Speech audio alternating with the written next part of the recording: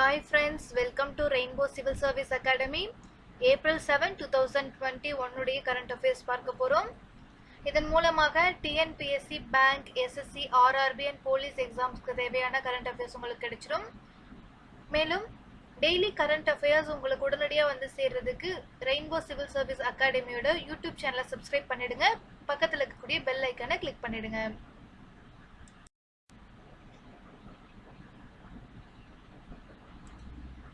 PLI scheme for air conditioners and LED lights.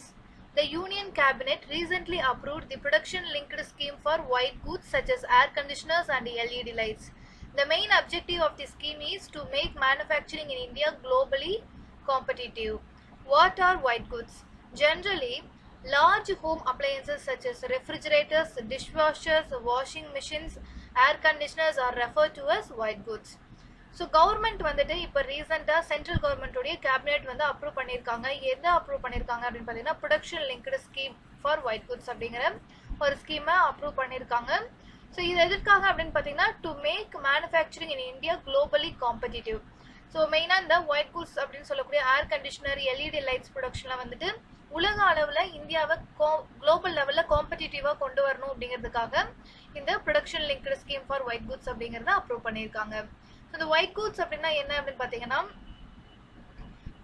பெரிய அளவிலான home appliances, அதாவது வந்து பெரிய பெரிய சைஸ்ல இருக்கும் இல்லைங்களா, refrigerator, dishwasher, washing machine, air conditioner, அதெல்லாம் வந்து ஒயிட் கூட்ஸ் அப்படின்னு சொல்றோம். National program on high efficiency solar PV modules. The program aims to achieve manufacturing capacity in gigawatt scale in high efficiency solar PV modules. The total outlay of the scheme has been estimated as rupees 4,500 crores. The program aims to bring additional 10,000 megawatt capacity of integrated solar PV manufacturing units in India. So National Program on High Efficiency Solar PV Modules அப்படிங்கறத government வந்து கொண்டு வந்திருக்காங்க. So இதன் மூலமாக வந்துட்டு PV modules, அதாவது வந்து போட்டோவால்டிக் modules வந்து அதிகமாக மேனுஃபேக்சர் பண்ணணும் அப்படிங்கிறது தான் வந்து இதோட முக்கியமான நோக்கமாக இருக்கு. India H2 Alliance. The global energy and industrial majors have joined together to form a new coalition called the India H2 Alliance. The initiative to form the alliance was begun by the Reliance Industries and Chart Industries. The India H2 Alliance, IH2A, mainly focuses on commercializing hydrogen technologies. It will work towards boosting the hydrogen economy and supply chain in India. The following are the main objectives of IH2A: to build hydrogen economy and supply chain in India, to help develop blue and green hydrogen production and storage, to build hydrogen use industrial clusters, to increase hydrogen powered fuel cells based transport. So hydrogen டெக்னாலஜியை commercialise பண்ணணும், அதிகமாக கொண்டு வரணும் அப்படிங்கிறதுக்காகவே வந்துட்டு நிறைய industrial majors and global energy எல்லாம் சேர்ந்து இந்தியா கூட ஜாயின் பண்ணி இந்தியா H2 அலையன்ஸ் அப்படிங்கிறத செட் பண்ணியிருக்காங்க. ஸோ யாரெல்லாம் அப்படின்னு பார்த்தீங்கன்னா Reliance Industries and chart industries, இவங்க 2 பேரும் சேர்ந்து தான் வந்துட்டு ஸ்டார்ட் பண்ணியிருக்காங்க இந்த இந்தியா H2 அலையன்ஸ் அப்படிங்கிறத கவர்மெண்ட் கூட சேர்ந்து. Second wave of bird flu in Himachal Pradesh. In Jan 2021, bird flu was confirmed among the migratory water birds at Bong Dam Lake Wildlife Sanctuary. The disease then killed more than 5,000 birds. It was contained in February 2021. However, it has resurfaced since late March. The 2 main virus types causing the recent outbreaks are H5N1 and H5N8. They belong to the category of highly pathogenic avian influenza, HPAI. அதாவது ஹிமாச்சல் பிரதேஷ்ல வந்துட்டு bird flu வந்து already இருந்துச்சு. John 2021 இருந்து Feb 2021 வரைக்கும் இருந்துச்சு. அதோட second wave வந்து இப்போ லேட் மார்ச்ல மறுபடியும் ஸ்டார்ட் ஆயிருக்கு. ஸோ இந்த பேர்ட் ஃப்ளூக்கு காரணமான 2 வைரஸ் ஸ்ட்ரெயின்ஸ் எது அப்படின்னு பார்த்தீங்கன்னா H5N1 and H5N8. ஸோ இது ரெண்டும் எந்த கேட்டகரி கீழே வர்றாங்க அப்படின்னு பார்த்தீங்கன்னா ஹைலி பேத்தோஜெனிக் ஏவியன் இன்ஃப்ளூயன்ஸா, அதாவது வந்து ரொம்பவே மோசமான ஒரு ஏவியன் இன்ஃப்ளூயன்ஸா பறவை காய்ச்சலுக்கு கீழே வந்து சொல்றாங்க. இதுக்கு ஆல்ரெடி வந்து ஒரு 2 மாசத்துக்குள்ளேயே 5000 பேர்ட்ஸ் வந்து அஃபெக்ட் ஆயிடுச்சு, இறந்துடுச்சு அப்படின்னு சொல்றாங்க. Forbes list of India's 10 richest billionaires. The following are the top richest billionaires in India according to Forbes. So Forbes அப்படிங்கிறது ஒரு மேகசின். அவங்க வந்து இந்தியாவில் எத்தனை பில்லியனரிஸ் இருக்காங்க அப்படின்னு சொல்லி ஒரு 10 ரிச்சஸ்ட் பில்லியனரிஸ் வந்து லிஸ்ட் அவுட் பண்ணியிருக்காங்க. ஸோ அதில் ஃபஸ்ட்டு 3 யார் அப்படின்னு பார்ப்போம். So first and foremost Mukesh Ambani இருக்காரு. அடுத்து கௌதம் அதானி அண்ட் ஷிவ் நாடார். ஸோ இவங்க 3 பேர் தான் வந்துட்டு first top richest billionaires in India அப்படின்னு சொல்கிறோம். And Forbes list of richest world billionaires அப்படின்னு பார்த்தீங்க அப்படின்னா உலக அளவில் பில்லியனரியாக இருக்கக்கூடியவங்க யார் யார் அப்படின்னு பார்த்தீங்கன்னா ஃபஸ்ட்டு ஜெஃப் பெசோஸ், அடுத்து செகண்ட் வந்து பார்த்தீங்கன்னா எலோன் மஸ்க், அண்ட் தேர்ட் வந்து பார்த்தீங்கன்னா Bernard Arnault. So next, Pradhan Mantri Mudra Yojana. The Ministry of Finance recently announced that nearly rupees 15 lakh crores have been sanctioned under Pradhan Mantri Mudra Yojana. So government வந்துட்டு இப்போ ரீசெண்டாக announce பண்ணியிருக்காங்க 15 லட்சம் கோடி வந்து முத்ரா யோஜனாவுக்கு கீழே வந்துட்டு கவர்மெண்ட் சாங்ஷன் பண்ணியிருக்கோம் அப்படின்னு சொல்லிட்டு மினிஸ்ட்ரி ஆஃப் ஃபினான்ஸ் சொல்லியிருக்காங்க. So this Mudra Yojana comes under ministry of finance. அது ரொம்ப முக்கியம். So what is Pradhan Mantri Mudra Yojana அப்படிங்கிறது பார்க்க போகிறோம்.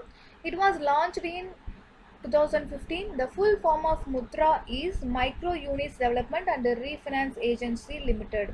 The main objective of Pradhan Mantri Mudra Yojana was to refinance collateral-free loans given by the lenders to small borrowers. அதாவது வந்துட்டு சின்ன சின்ன borrowers இருக்காங்க இல்லைங்களா, ஸோ அவங்களுக்கு பேங்க் வந்து கடன் கொடுத்துருக்கும், கொலாட்ரல் ஃப்ரீ லோன் கொடுத்துருப்பாங்க.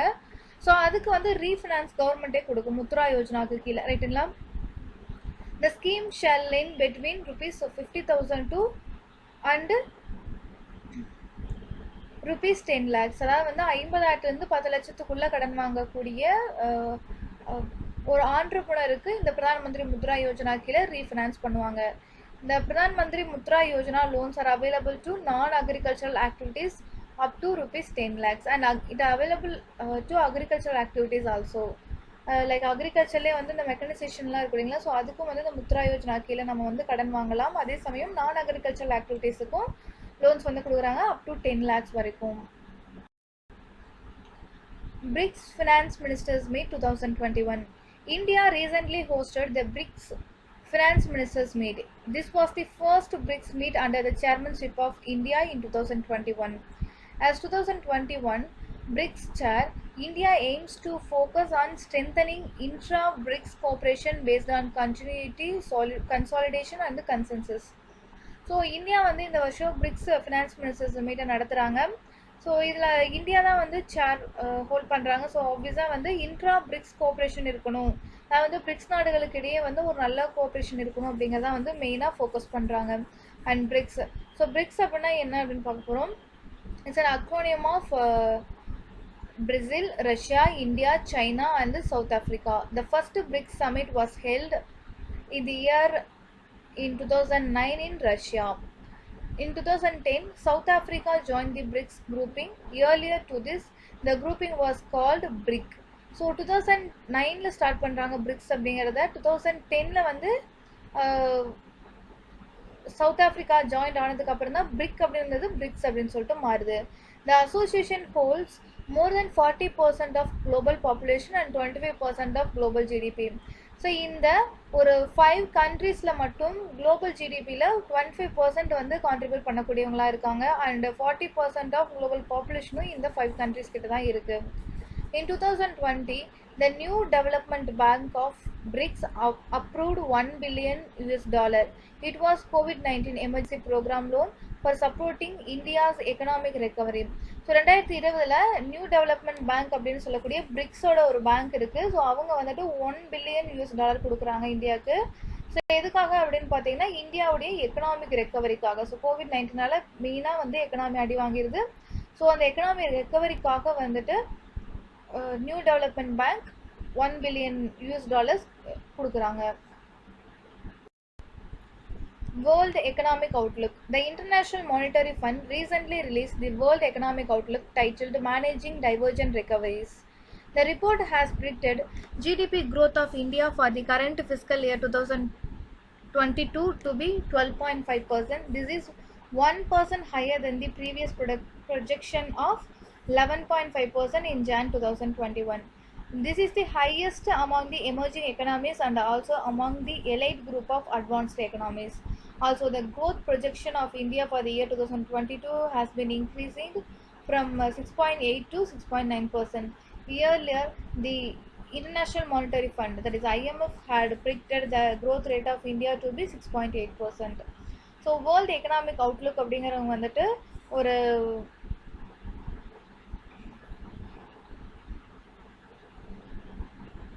வேர்ல்டு எக்கனாமிக் அவுட்லுக் அப்படிங்கிறது வந்து ஒரு புக், ஆக்சுவலி ஒரு ஆர்டிக்கல் அப்படின்னு நம்ம வச்சுக்கலாம். ஸோ இவங்க வந்து இதை வந்து யார் ரிலீஸ் பண்ணுறாங்க அப்படின்னு பார்த்தீங்கன்னா இன்டர்நேஷ்னல் மானிட்டரி ஃபண்ட் அப்படிங்கிறவங்க தான் ரிலீஸ் பண்ணுறாங்க. ஸோ மேனேஜிங் டைவர்ஜென்ட் ரெக்கவரிஸ் அப்படிங்கிற டைட்டிலில் இந்த வருஷம் ரிலீஸ் பண்ணியிருக்காங்க. இதில் இந்தியாவுடைய கரண்ட் ஃபிஸ்கல் இயருடைய க்ரோத் வந்து எவ்வளோன்னு சொல்லி ப்ரிடிக்ட் பண்ணியிருக்காங்க, 12.5% அப்படின்னு ப்ரிடிக்ட் பண்ணியிருக்காங்க. ஜான் 2021 11.5 இருக்கும் அப்படின்னு ப்ரொஜெக்ட் பண்ணியிருந்தாங்க.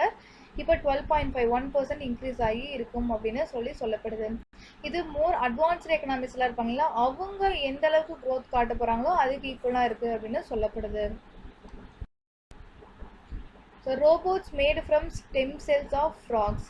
The scientists have used the stem cells of frogs to create a new living robot. அதாவது ஸ்டெம் செல்ஸ் ஆஃப் ஃப்ராக்ஸை எடுத்து, அதாவது ஃப்ராகுடைய ஸ்டெம் செல்ஸை எடுத்து அதை யூஸ் பண்ணி நியூ லிவிங் ரோபோட்டை சயின்டிஸ்ட் வந்து ப்ரொடியூஸ் பண்ணியிருக்காங்க. These robots have been named xenobots. So இதுக்கு பேர் என்ன வச்சுருக்காங்கன்னா ஜீனோபோட்ஸ் அப்படின்னு பிடிச்சிருக்காங்க. Xenobots are capable of healing themselves. So அவங்களுக்கு ஏதாவது உடம்பு சரியில்லை அப்படின்னா they can heal their self and they can record memories. And these robots are to be used to detect diseases and deliver drugs to specific areas of the body. So உடம்புல எந்த இடத்துல நோய் இருக்குன்னு தெரிஞ்சு அந்த இடத்துல எக்ஸாக்டாக அதுக்கு தேவையான மருந்தை கொடுக்கக்கூடிய ஒரு கெப்பாசிட்டி இருக்கிறதா இந்த ஜீனோபோட்ஸ் அப்படின்னு சொல்கிறாங்க. ஸோ இதோட சைஸ் பார்த்தீங்க அப்படின்னா 1 millimeter அவ்வளோதான் இருக்குது, ரொம்ப குட்டியாக இருக்கும். ஸோ இது நிறைய ஆர்டிஃபிஷியல் இன்டெலிஜென்ஸ் பேஸில் செஞ்சுருக்காங்க. ஃப்ராகுடைய ஸ்டெம் செல்ஸ் எடுத்து இதில் செஞ்சுருக்காங்க. World health day April 7. Every year, the World Health Day is celebrated by the World Health Organization on April 7. This year, the World Health Day is celebrated under the following theme. Theme பார்த்தீங்க அப்படின்னா Building a Fairer, Healthier World for Everyone. So world health டே வந்து ஒவ்வொரு வருஷமும் April 7 வந்து celebrate பண்ணுறாங்க. யார் அப்படின்னு பார்த்தீங்கன்னா வேர்ல்டு ஹெல்த் ஆர்கனைசேஷன் செலிப்ரேட் பண்ணுறாங்க. ஸோ இதோட தீம் வந்து ரொம்ப முக்கியம், Building a Fairer, Healthier World for Everyone. RBI monetary policy key highlights. The repo rate has been kept unchanged at 4%. The reverse repo rate has been kept at 3.35%. The real GDP growth for the fiscal year 2022 is predicted to be 10.5%. So அதாவது real GDP growth வந்து எவ்வளோ இருக்குன்னு பார்த்தீங்கன்னா 10.5% இருக்கும் அப்படின்னு சொல்லிட்டு monetary policy சொல்லியிருக்காங்க.